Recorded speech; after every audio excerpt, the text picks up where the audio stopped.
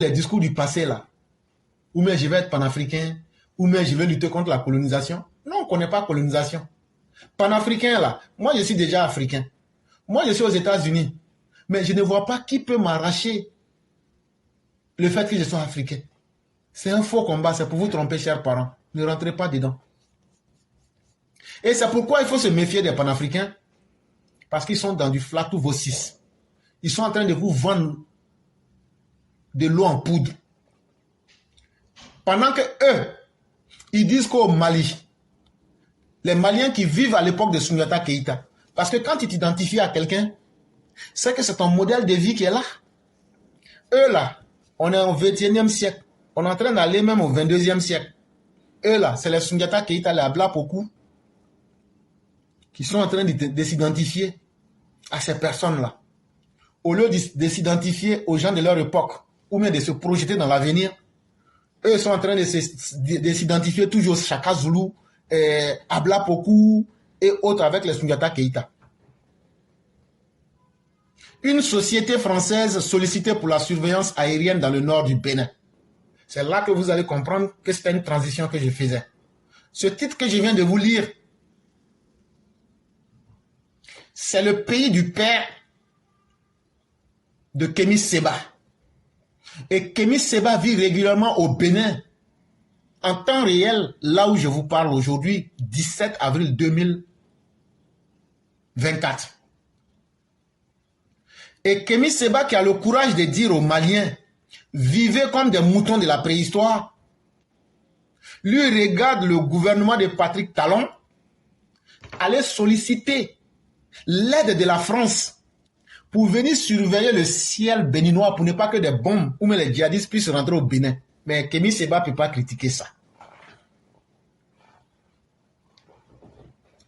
Afin de pouvoir faire efficacement face au phénomène djihadiste qui sévit depuis quelques années dans la région septentrionale du Bénin, le gouvernement béninois a fait appel à la société française Atos pour la surveillance aérienne des frontières. Suivez très bien parce que je vais un peu corser la réflexion. Je vais faire une étude comparative de la Côte d'Ivoire et du Bénin en termes d'action militaire. Je vais aussi faire en même temps aussi une critique contre les soi-disant panafricanistes. Chers parents, le Bénin, là, c'est un pays qui est en Afrique. Le Bénin a été colonisé par la France autant que la Côte d'Ivoire. Donc là, nous tous, nous sommes des sous-préfectures de la France. Et jusqu'à preuve du contraire, le Bénin n'a pas officiellement mis fin à ses relations avec la France. Comme la Côte d'Ivoire n'a pas aussi officiellement mis fin à ses relations avec la France. Donc, nous sommes, si tu n'as pas mis fin, si tu n'as pas fait divorce avec une femme là, mon frère, c'est pas devant nous matin, tu vas venir nous dire que tu n'aimes pas la femme là. Tu ne l'aimes pas, mais pourquoi tu es avec elle? Et bientôt, on va avoir une grossesse. Donc, frère, c'est pas dans notre bouche que tu vas manger ton piment. Non, on va rien te dire. Hey, affaire de couple là, faut jamais mettre ta bouche dedans. Connais Kadiolo, si on te dit Youssouf Fane, Tata Ouattara, on te dit qu'il y a un monsieur, lui et puis sa femme sont en palabre. Matin, tout le monde est là. Il faut mettre fin au mariage, là, je vais partir. Depuis que les femmes, là, elles aiment ça. Nos mamans, là, elles aiment ça. Hey, depuis que je suis rentré dans le mariage, là, je n'ai jamais connu la paix. En fait, ce que moi, j'aime dans la société africaine, c'est que quand tu sais regarder les hommes, tu vois beaucoup de choses qui te font rire, mais il faut prendre le temps d'organiser. Tu vois, nos sœurs africaines là, nos mamans là, les Nina Kwadjo, les femmes Djoula, les femmes Baoulé, les femmes ivoiriennes, les femmes africaines.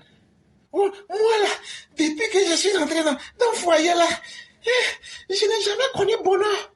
Toi, tu n'as jamais connu bonheur, tu dois à la gare routière. Toi, tu n'as jamais connu bonheur, tes enfants là, ils vont pas à l'école. Toi, tu n'as jamais connu bonheur là, qui t'a dit que le mariage là, ça sera comme Roméo et puis Juliette. Ça, c'est dans le roman. Hey. Même mariage là, vous vous aimez là, mais vous vous limez. Mais c'est ça qui est l'amour. Parce que constamment vous apprenez à vous connaître. Constamment vous apprenez à pouvoir vous surpasser. Il n'y a pas de vie parfaite. Si tu dis que tu n'aimes pas le mariage là, que tu sois garçon ou femme là, tu vas être clair de quelqu'un. C'est ça. Oh.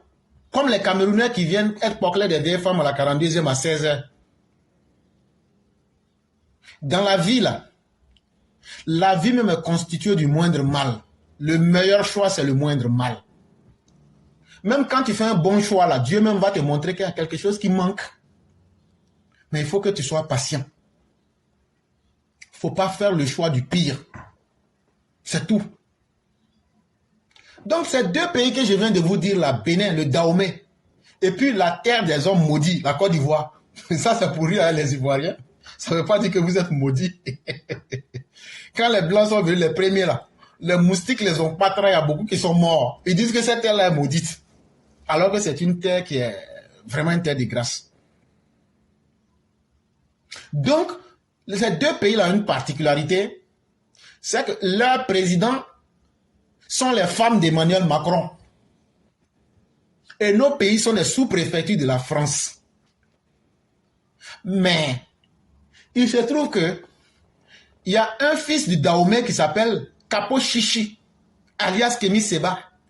C'est lui qui se promène partout. Il prend de l'argent avec les Russes et puis avec des Camerounais.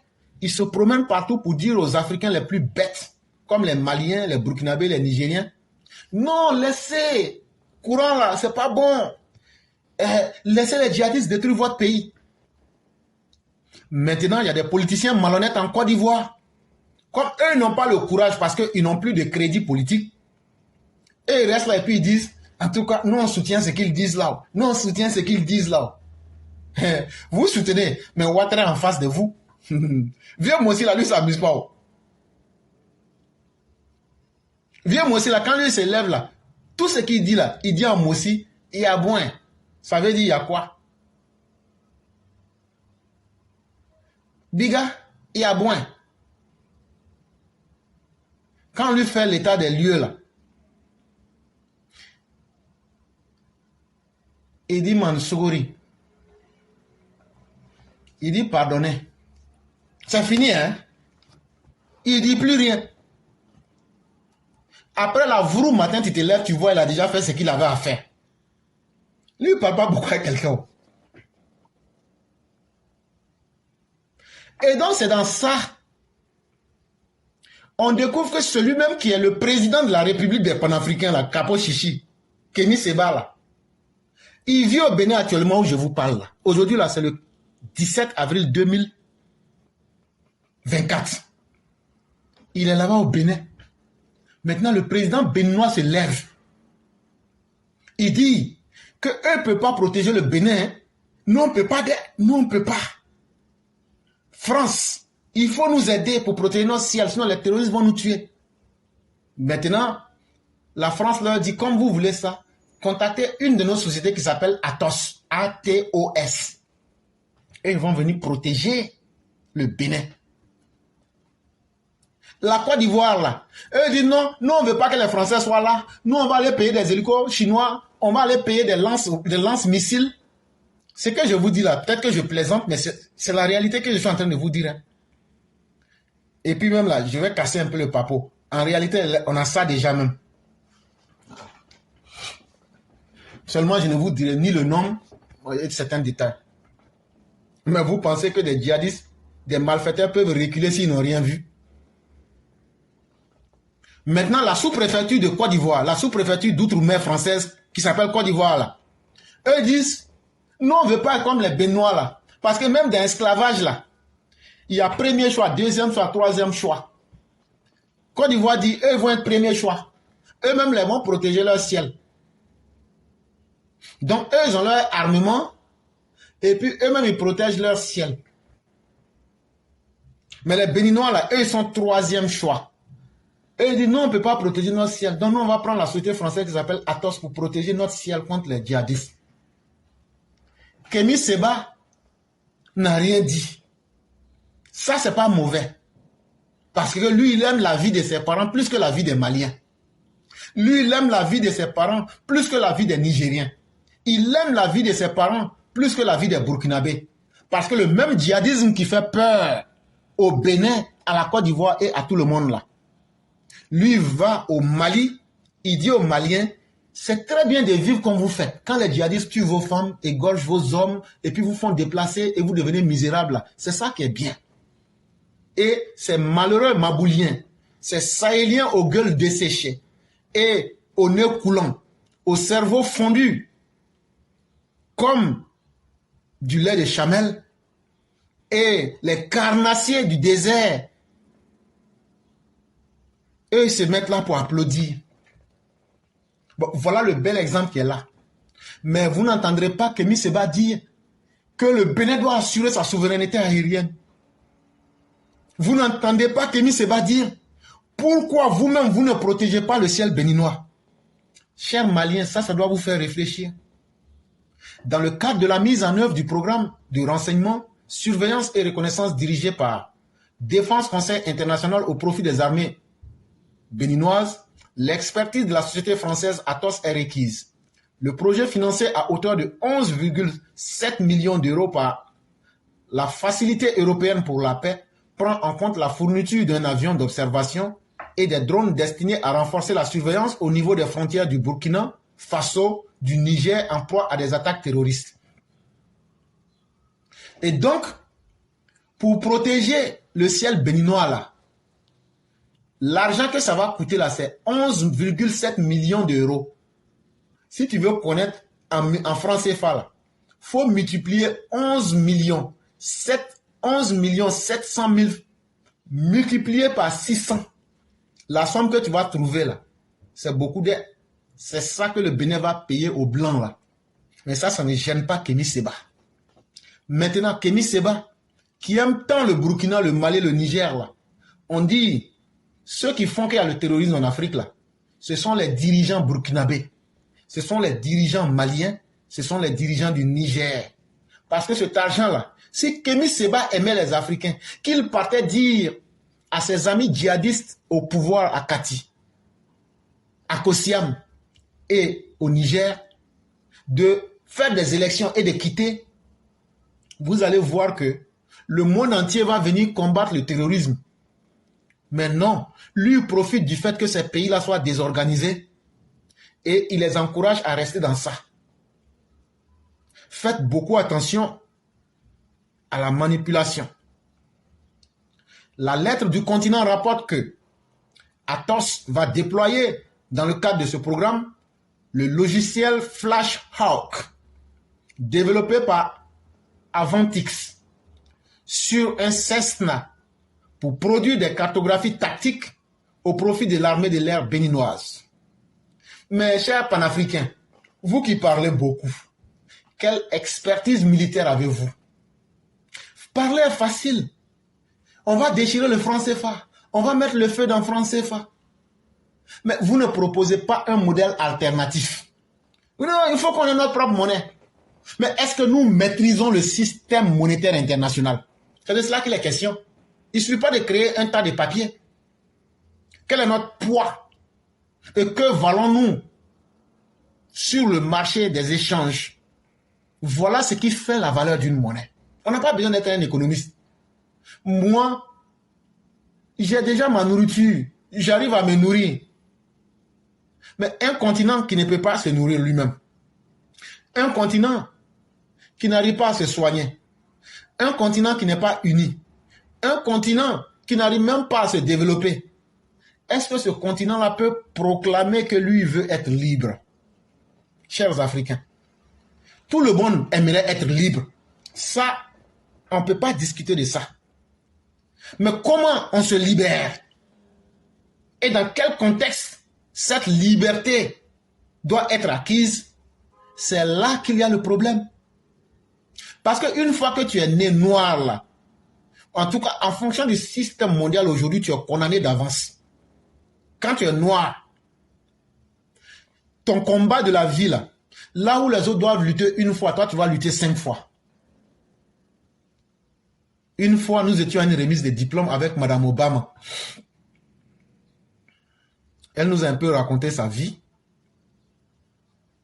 Et elle a dit comme ça que même souvent à la Maison Blanche, pendant les réceptions, il y a des gens, comment on les appelle, caterers, camareros, comment on les appelle là, les serveurs, voilà, c'est ce que je voulais. Mais que je vais appeler ici les servants, parce qu'en réalité c'est boy. Les boys de la Maison Blanche là, souvent là, même devant les invités, compte tenu du fait qu'ils sont blancs là, quand eux leur disent garçon, parce que chez nous les bourgeois là, parce que qui va se négliger, même si je suis pauvre, je vais vivre un peu comme les riches. Peut-être qu'un jour je serai riche. Peut-être qu'un jour je vais jouer la loterie. Si je gagne là, je vais donner un peu d'argent à tout le monde. Donc là. Et puis aussi, qu'est-ce que je vais faire encore pour devenir riche? Je peux aussi vendre un peu la poudre de maïs blanche. Je n'ai pas dit quelque chose, je dis poudre de maïs blanche. Puisque les gens même font ça. C'est gagnant perdu. Si ça marche pour moi, et puis bon, je peux aussi corrompre les gars. Donc tout ça là, je vais essayer, c'est pas grave. C'est la vie. On ne vit qu'une seule fois, dit-on. Pourquoi ne pas vivre en même temps à 100 à l'heure et puis finir la vie en mode tortue? Mais toujours est-il que ce que nous demandons là, les vaches, les ânes et les animaux panafricains là, venez, vous allez comprendre ce que je suis en train de vous dire. Vous n'êtes pas plus intelligent que nous. Et vous êtes là en train de manipuler l'opinion globale africaine pour lui perdre du temps. Nous là, on n'aime pas la France comme de la manière où vous n'aimez pas la France. Nous là, on n'aime pas les États-Unis. Nous là, on n'aime pas la Russie. Mais nous là, on ne peut pas nous détester nous-mêmes à cause de l'argent pour aller aimer la Russie. La grande différence entre vous et nous, la grande différence entre les Kémy Séba, les Nathalie Yam et les soi-disant panafricains, les Laurent Gbagbo, et puis nous là, nous on dit, il est temps qu'on tienne un discours franc à nos populations. Nous on dit, on ne parle pas, posons des actes entre nos pays. Le plan de développement global de l'Afrique là, pourquoi Autoroute va quitter depuis Monrovia pour aller à Lagos, traverser le Ghana, le Bénin et jusqu'au Nigeria? La même chose qui devrait se faire pour aller au Mali là. Pourquoi les pays comme le Nigeria, le Ghana, le Bénin, le Togo, la Côte d'Ivoire, le Libéria ont respecté ce programme-là? Et pourquoi la Côte d'Ivoire fait jusqu'à aller aux frontières nord, mais le Mali ne continue pas? Nous disons que au lieu de trop parler là, on a déjà trop parlé. Mettons-nous au travail. Et pour savoir qui peut travailler, on demande aux Kémy Séba et autres là, envoyez vos CV, on va déposer. Celui qui a déjà travaillé là, on sait que c'est quelqu'un qui a de l'expérience. Les panafricains qui parlent là, il n'y a aucun qui a un CV. Ils n'ont jamais travaillé. Ça, c'est une grande différence entre eux et nous. Deuxième différence entre nous et les panafricains, ils parlent beaucoup pour jouer les intéressants. On dit quand vous parlez beaucoup là, ce que vous dites là, est-ce que ça marche avec la réalité? On n'a qu'à abandonner nos monnaies. Ce n'est pas papier là, on peut brûler tout. Mais on va vivre avec Kori. Ou quel modèle viable et meilleur proposez-vous? Eux n'ont pas encore réfléchi à ça. Nous on dit comme c'est comme ça là. Adossons-nous au plus fort.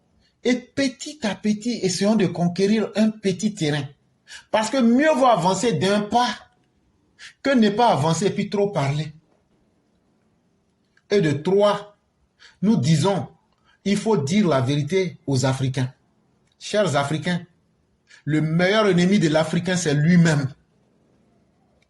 Est-ce que ce sont les Blancs qui vont venir nous réunir pour qu'il y ait l'unité africaine? Est-ce que ce sont les Blancs qui nous empêchent d'avoir un passeport africain? Est-ce que ce sont les Blancs qui ont pour obligation de venir faire cesser les guerres entre nous? Est-ce que ce sont les Blancs qui nous obligent à payer les armes, quand bien même qu'on ne les fabrique pas en Afrique? Mais pourquoi nous les utilisons pour tuer un autre Africain? Kémy Séba, Nathalie Yam, l'argent que vous avez eu à prendre avec Vladimirovitch Poutine, avec la Chine, avec l'Iran, est-ce que vous êtes prêts à construire des écoles au Bénin, au Cameroun et dans beaucoup de pays africains? Ça s'appelle l'humanisme. Ça s'appelle de la redistribution des richesses. Ça s'appelle de l'ouverture des consciences, l'éclairage des masses. Non. Chers Africains, ceux qui se disent panafricains, ils sont en train d'aider l'Afrique à être colonisée à nouveau par la Russie. Nous on dit, pourquoi aller dire qu'on a un ancien maître qui nous a chicoté hier nuit, mais qui après s'est rendu compte qu'il a besoin de nous. Et on est en train de développer la dialectique du maître et de l'esclave.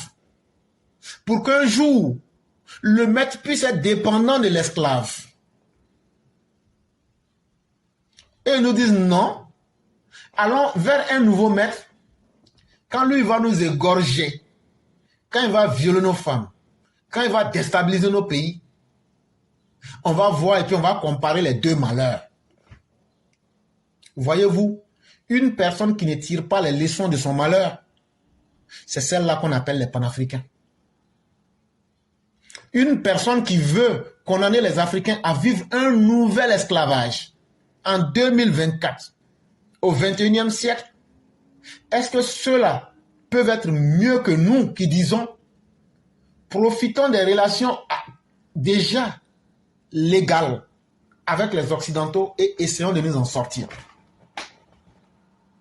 Et donc nous attendons que Kémy Séba vienne critiquer le fait que les dirigeants du Bénin, où lui-même il réside régulièrement et actuellement, Kémy Séba ne disent rien sur ça. Quand la France protège le Bénin, c'est une très bonne chose.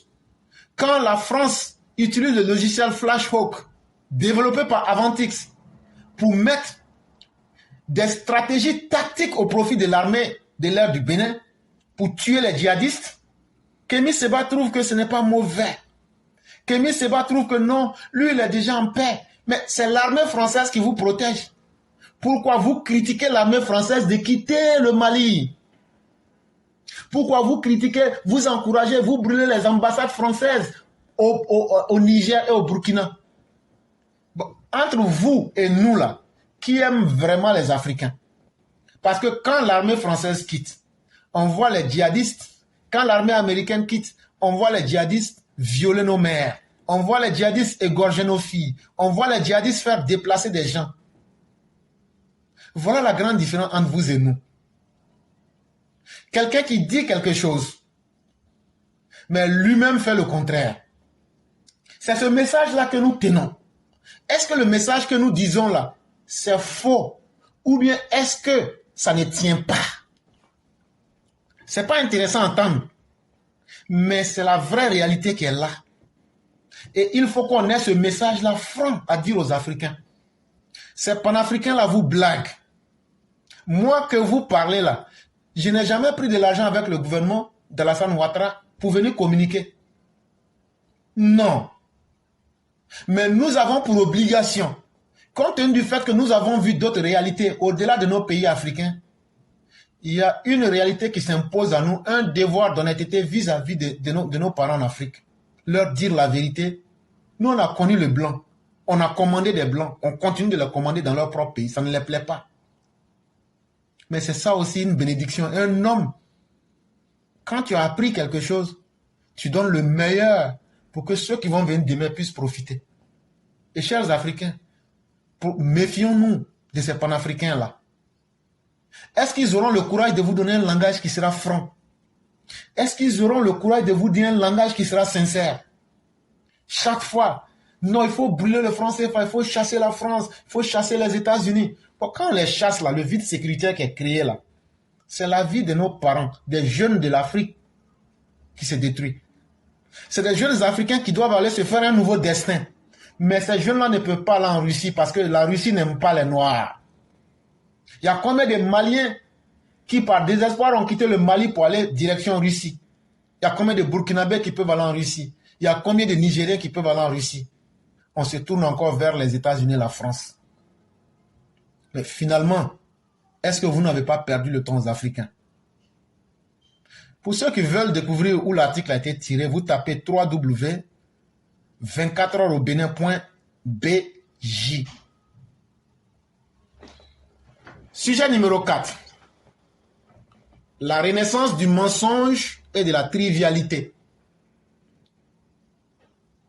Les spécialistes de la politique avaient soutenu que l'avènement de Laurent Gbagbo à la tête de la Côte d'Ivoire entre 2000 et 2010 a été un accident dans la marche de ce pays. Ces personnes sont sur le point d'avoir raison. L'article a été tiré de l'avenir.ci. Et tout dernièrement, vous avez vu la soi-disant fête de la Renaissance, mais qui était en fait la fête du mensonge et de la bêtise. Et donc, quand on assiste à de tels événements sordides de la vie, on s'assoit un peu et on se dit, mais Dieu merci que nous sommes encore vivants. Dieu merci qu'on n'a pas encore réécrit notre histoire alors que nous sommes encore vivants. Et tout ce qu'on se dit, on dit vraiment Dieu merci. Parce que entre 2000, exactement le 26 octobre 2000, jusqu'au 11 avril 2011, Laurent Gbagbo aura été un accidenté de l'histoire qui s'est retrouvé à la tête d'un pays qui s'appelle la Côte d'Ivoire. Et aujourd'hui, Laurent Gbagbo donne raison à tout le monde, même aux plus sceptiques. Depuis sa sortie de la prison de la Haye en juin 2021, Laurent Gbagbo est en train de confirmer qu'il a été une parenthèse lamentable pour la Côte d'Ivoire. Mais cette parenthèse de la honte, ça a été un salut que nous ayons pu la refermer le plus tôt possible. Vous-même regardez, depuis qu'il est arrivé, Laurent Gbagbo ne fait qu'aligner des gaffes, des stupidités politiques, des impertinences, avec des sorties publiques qui font penser à une jeune fille qui devrait être mariée parce que venant de bonnes familles et tout le monde se disait que ça ira bien pour elle. Mais après on se rend compte que c'est un homme très lamentable. Déjà le monsieur même là, c'est un VI Pro Max. Un homme vulgaire. Un homme sans consistance. Et quand c'est comme ça, on se dit, mais on a échappé au pire. À écouter le discours de Laurent Gbagbo, vous vous dites, mais finalement ce monsieur-là, est-ce que c'est pas vrai qu'il est manipulé? Ou bien c'est parce que lui-même, la stupidité a fini par atteindre un niveau qui dépasse l'entendement. Tantôt, c'est elle qui préparait pour moi. Tantôt, il fait défiler sa petite femme comme un trophée de guerre. C'est elle qui lui donnait l'argent de la popote. C'est Katanga qui préparait. C'est X qui ne préparait pas. Mais en réalité, là, ça, en quoi est-ce que cela est utile pour les Ivoiriens?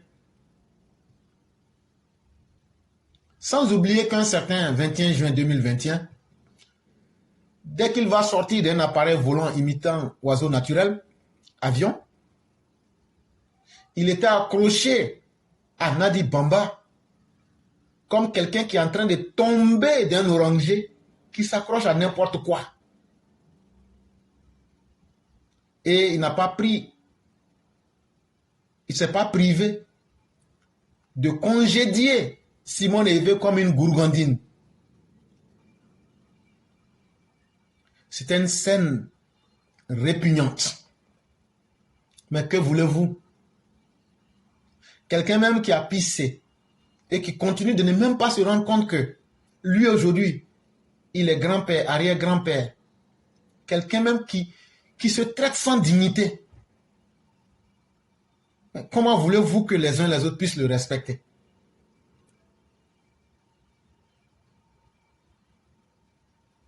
Quelqu'un qui prend sa petite femme le 28 juin 2021 à maman. C'est ma petite femme, oh. C'est ma petite femme, oh. Ça là, si vous n'aimez pas, il faut lui dire merci. Dites merci à Nadio. C'est elle qui me nourrissait. Chaque fin de mois là, c'est elle qui m'a mis. Laura Babo, faut dire la vérité aux gens. Nadi Bamba là, ton argent volé là, elle te tient par les couilles. C'est pourquoi tu es avec elle, sinon c'est pas un fait d'amour. Et comme on connaît, on dit si l'argent se trouvait au sommet des arbres, les femmes vous connaissez la suite. C'est pas moi, je vais vous dire qu'elles y monteraient pour vivre avec. Voilà. Mais en réalité, tout le monde aime l'argent. Tout le monde aime l'argent. D'ailleurs, ici, qui n'aime pas l'argent ici? Voilà.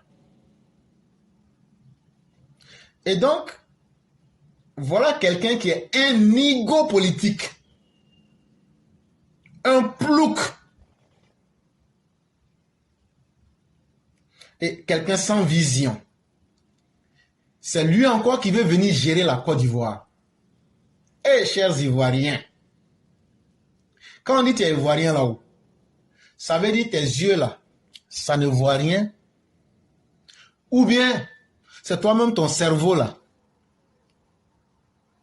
Il n'y a rien dedans. Chers Ivoiriens, posez-vous la question. Donc là, les charniers, la guerre, le stress de la guerre, comment on appelle les escadrons de la mort, la rébellion, les mercenaires angolais, les Lima FS, les APW, le désordre en Côte d'Ivoire. Qui que vous soyez, tout ça là, ça ne vous a pas encore rassasié. Vous voulez encore beaucoup. Il n'y a pas de problème. Cette fois-ci là, ça sera la totale. Parce que ceux qui sont en train de manipuler Laurent Gbagbo, ils ne sont pas satisfaits du nombre de morts qu'il y a eu. Mais leur plan là, quand ils font là, ils oublient que Laurent Gbagbo peut faire partie des morts en 2024, 2025. Ils oublient les Oula Hubert que eux-mêmes là, ils seront parmi les morts. Les Odette Lorougnon, les Blé Goudé et autres. N'oubliez pas, comptez-vous parmi les morts aussi. Nous, notre rôle, c'est d'avertir le peuple. Chaque jour que Dieu fait. Toi, tu n'es pas politicien. Toi, là, quand quelqu'un va gagner à l'élection présidentielle, mairie, député, là, tu ne vas même pas avoir 5 francs. Mais c'est toi, quand quelqu'un dit on ne m'a pas élu, là, c'est toi ta vie qu'on met pour qu'eux prennent ça pour dire qu'ils vont faire dialogue politique. C'est toi qui es devenu leur cacao. Chaque 5 ans, on s'en va te récolter. Chaque 5 ans, on récolte vos vies pour signer des deals honteux pour reprendre les mêmes choses. Est-ce que ça là, ça va continuer éternellement? Un jour va arriver. Et moi, je ne fais qu'avertir les populations et les politiciens. Parce que nous, notre message, on ne le cache à personne. Hein. Nous, là, on informe les Ivoiriens que la prochaine fois que les politiciens vont se mettre en palabre, et puis ils ne mettent pas leurs enfants, ils ne mettent pas leurs femmes devant, pour que entre eux-mêmes, ils n'ont qu'à se téguer là, ils n'ont qu'à se prendre et puis se massacrer là. Toi, tu es enfant de quelqu'un, toi, tu vis dans un quartier précaire, toi, tu vis dans un village sans lumière, sans maternité, toi qui allais casser goudron là, parce que tu es fâché là. Ça sera ton dernier jour sur la terre. En 2020, là, Alassane Ouattara nous a trompés. Il nous a dit non, restez tranquille, ça va bien se passer, on va protéger tout le monde. Mais il y a eu pourtant des morts. C'est moi qui y a eu là. On est en 2024 aujourd'hui.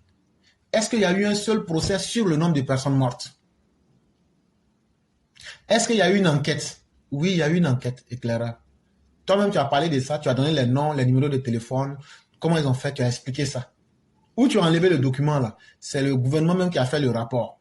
Où les Pulcheries Balais donnaient de l'argent, la Pulcherie La Galaise donnait de l'argent aux gens par SMS, Orange Money, MTN Mobile et autres.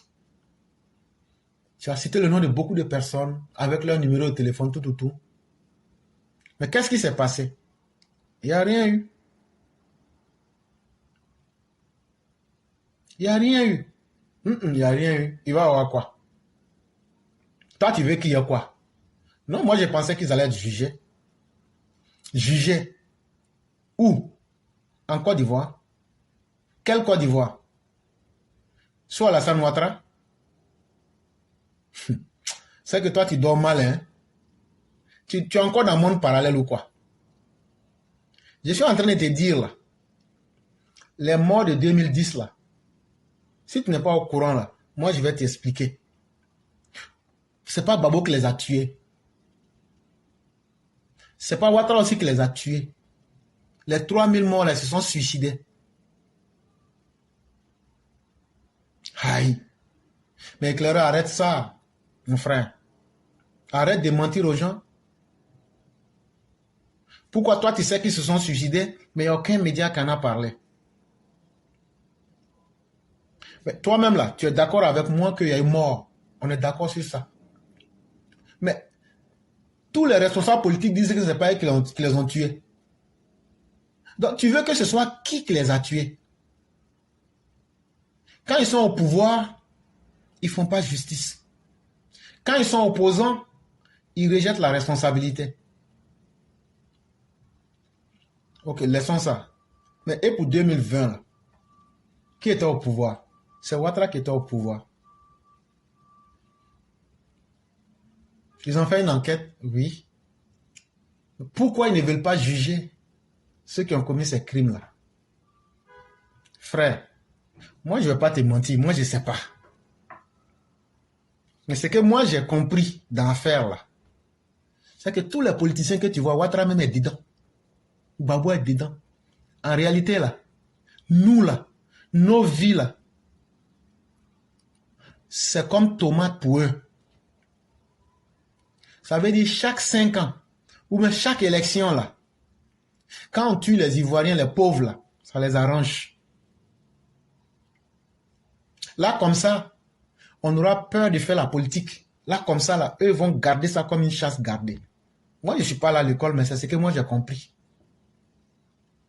Parce qu'un président, il y a eu des crimes. Si toi tu ne veux pas juger les criminels là-haut, est-ce que tu n'as pas un intérêt à ne pas les juger? Moi, dans ma réflexion de villageois, là, c'est la question que je me pose. Hein. En ne faisant pas cela, là, est-ce que tu n'encourages pas les gens de continuer à commettre les crimes politiques? Toi, tu dis que tu aimes la liberté. Tu as fait des routes, des ponts. C'est bien beau. Mais est-ce que les routes que tu as fait là, c'est pas pour qu'on puisse venir dans voiture rapidement et facilement pour tuer les gens? Au moment où il y avait les gloglos, il n'y avait pas de route là. Avant qu'ils ne viennent là, on pouvait fuir.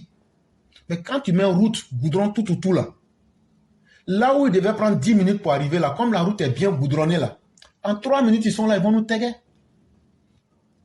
Moi, dans ma réflexion de villageois et de simples citoyens, c'est ce que je pense. Le gouvernement de Ouattara même a demandé un rapport qui a été détaillé. Mais ils ont pris ça, ils ont mis au tiroir. C'est pourquoi en 2024, là, est-ce qu'entre eux et puis le Laurent Gbagbo, là, ils n'ont pas décidé de réduire la population de la Côte d'Ivoire pour qu'il y ait assez de morts? C'est la question que je me pose. Éclaireur, tu es en train de devenir complotiste.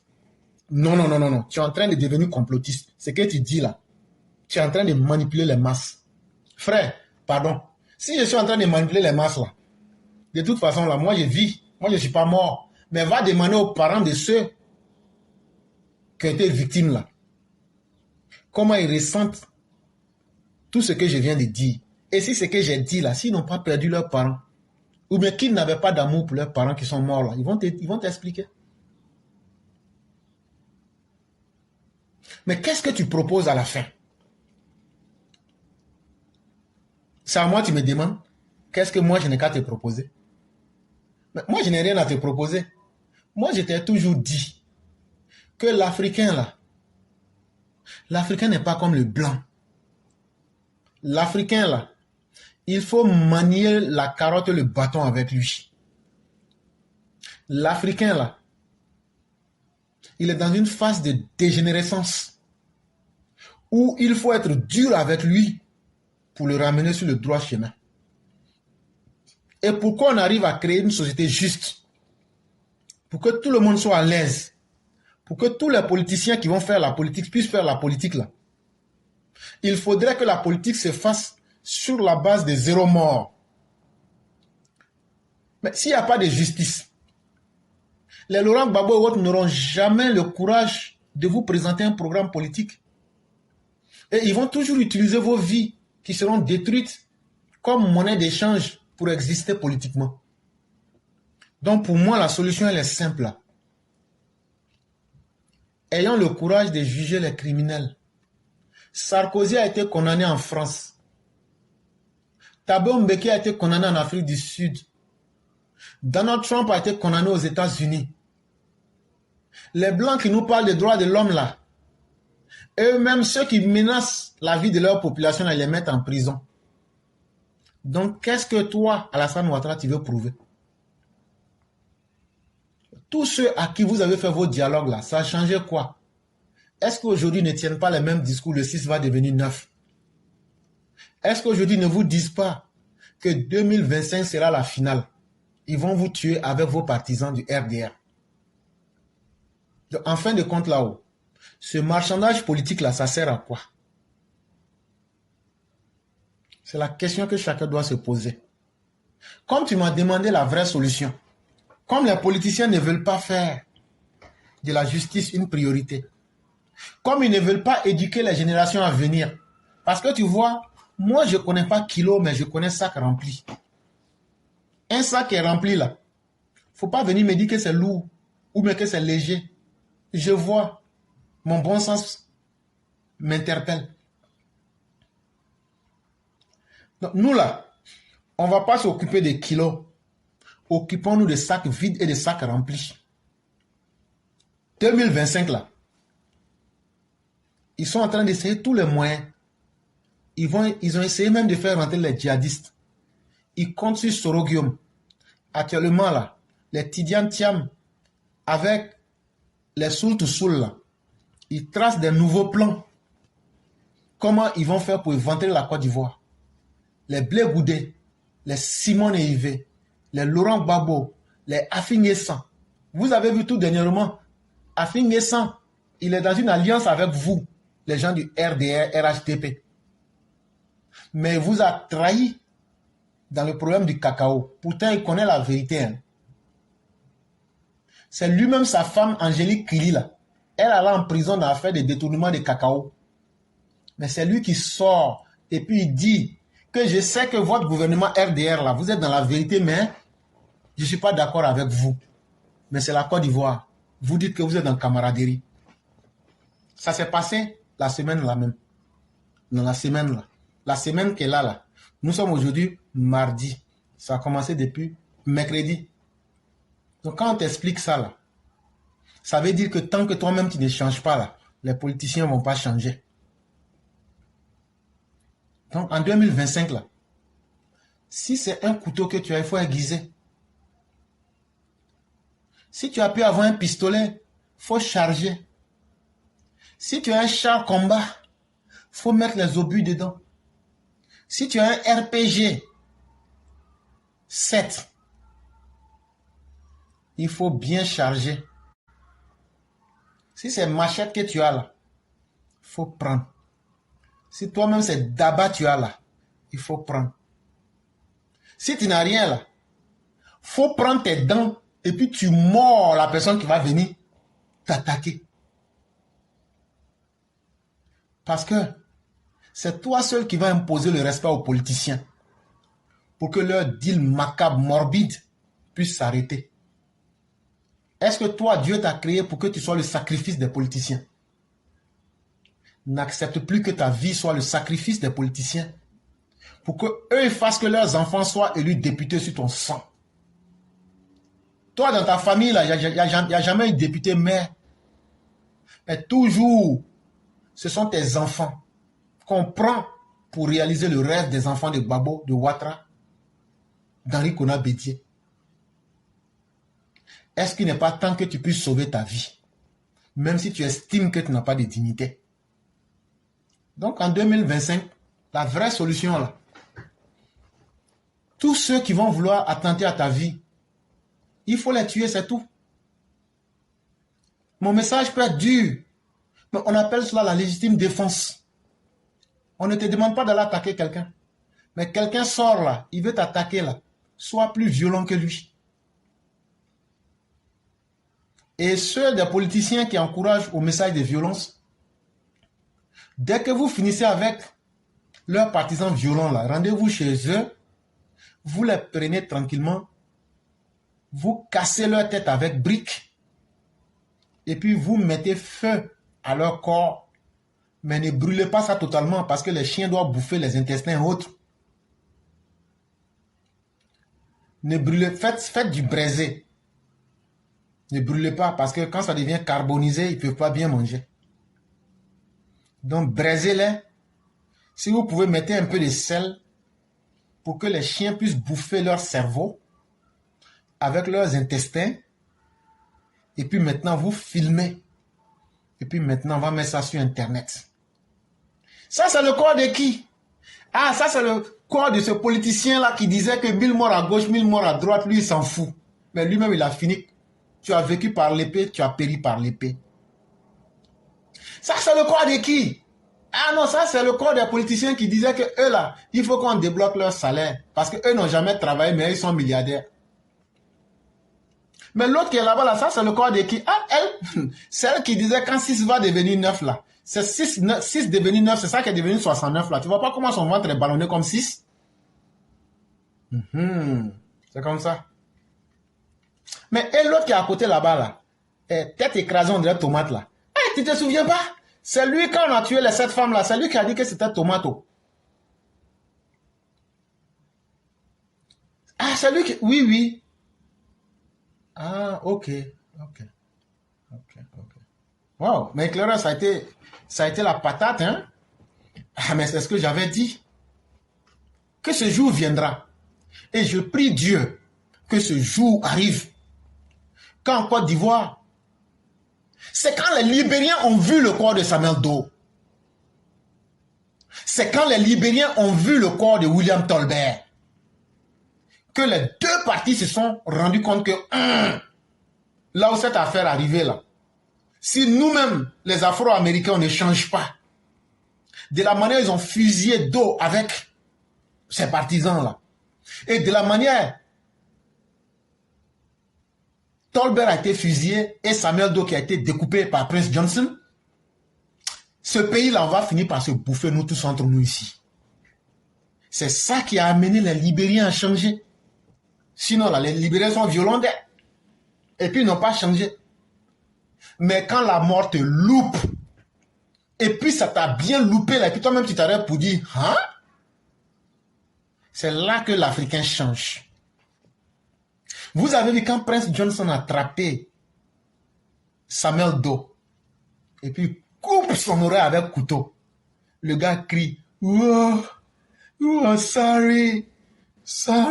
On dit non, tu n'es pas sorry. Et puis il fume sa cigarette et puis il met la fumée là sur l'oreille coupée là. Après on prend le testicule là, on coupe. Mais j'ai prié Dieu que un jour cela arrive aux politiciens de la Côte d'Ivoire. Je parle de ceux qui veulent que le peuple meure. C'est le jour où cela va arriver là. Et lui qui est là-bas là, ah, c'est lui qui faisait promotion au Babo Kafissa. Bouche, on dirait Pirijoa là. Oui, c'est lui.